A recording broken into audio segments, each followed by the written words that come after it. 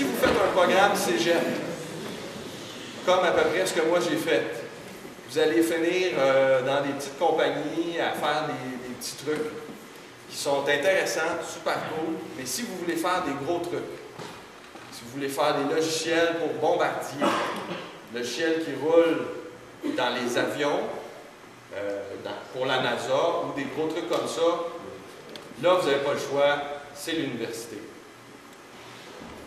Fait que c'est ça. Cégep, ça peut t'amener chez Ubisoft, mais tu ne seras pas cadre. Tu vas être designer de niveau, des trucs comme ça. Si tu veux vraiment un gros poste, être un chef, puis un cadre, puis avoir des employés sur toi, genre toi, tu dis, bon, le programme, il faut faire ça, puis vous autres, les 10 programmeurs-là, vous allez me le faire. Ça, c'est le genre de job que tu as en sortant de l'université. Tu es assis sur ton bureau, puis tu analyses, il y a une compagnie qui t'appelle, on a besoin d'un logiciel pour faire ça. Toi, tu définis sur papier, techniquement, ce qu'il faut faire, puis tu délègues. Puis toi, tu as l'argent du contrat qui rentre, tu gardes une grosse partie, puis tu délègues. Comme bon te semble. Fait que des grosses jobs payantes, grosses entreprises, c'est ça. C'est université. Sauf que c'est plus risqué aussi. Parce que des jobs comme ça chez Bombardier, par exemple, Bombardier, ils ont des jobs de contrat.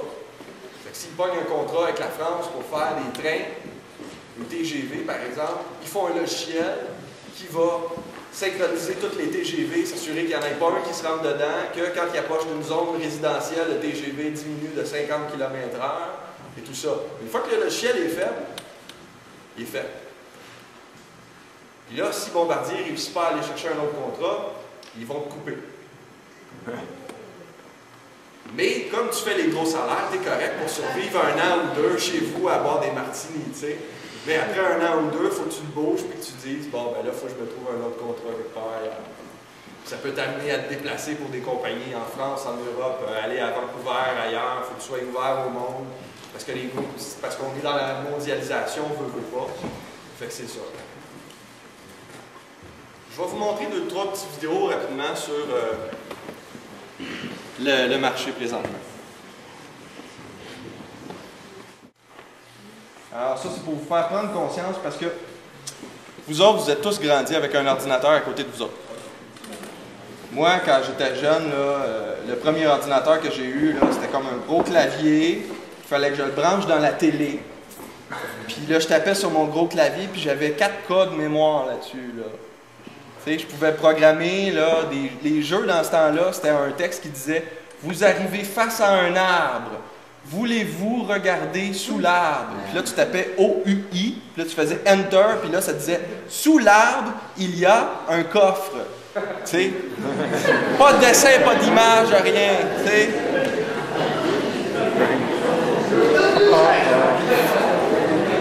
Fait que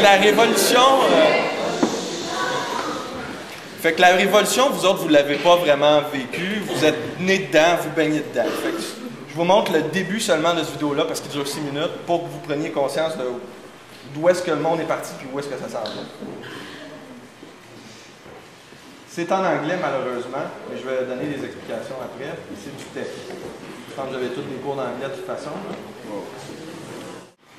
Bon, je vais l'arrêter là, parce que le reste, c'est plus professionnel. C'est une vidéo de promotion pour expliquer le marché financier, où est-ce que ça s'en va.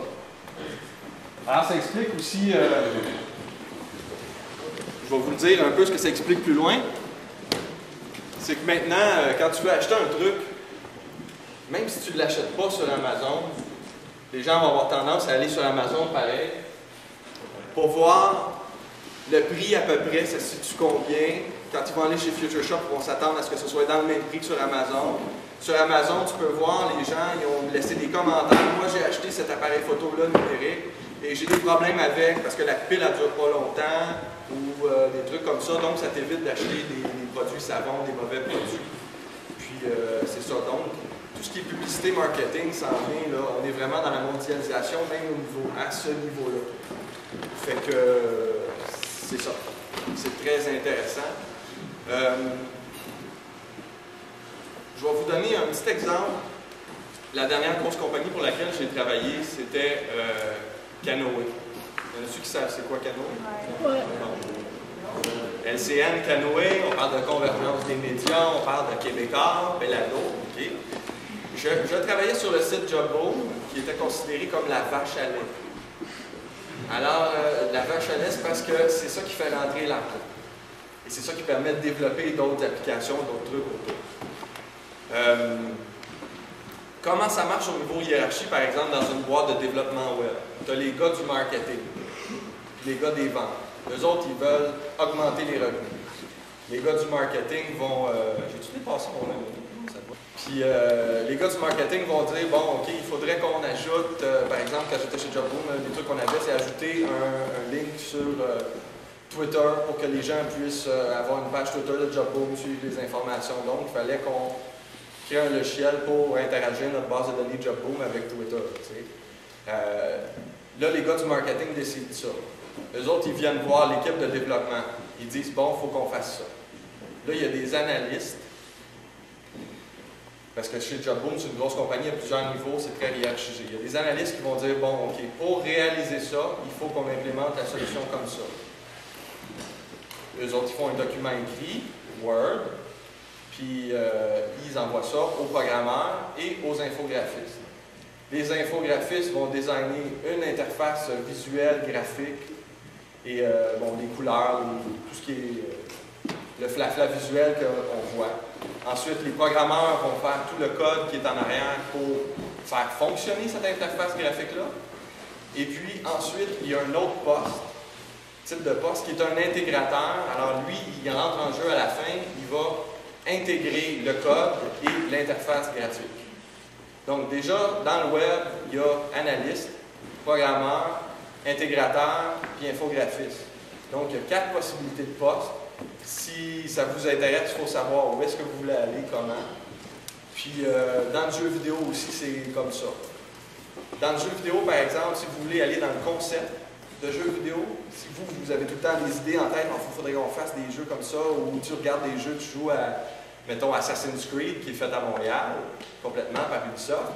Tu te dis, ah oui, c'est cool, mais me semble, moi, j'aurais d'autres idées pour faire un jeu meilleur, qui aurait telle affaire, telle affaire, telle affaire. OK?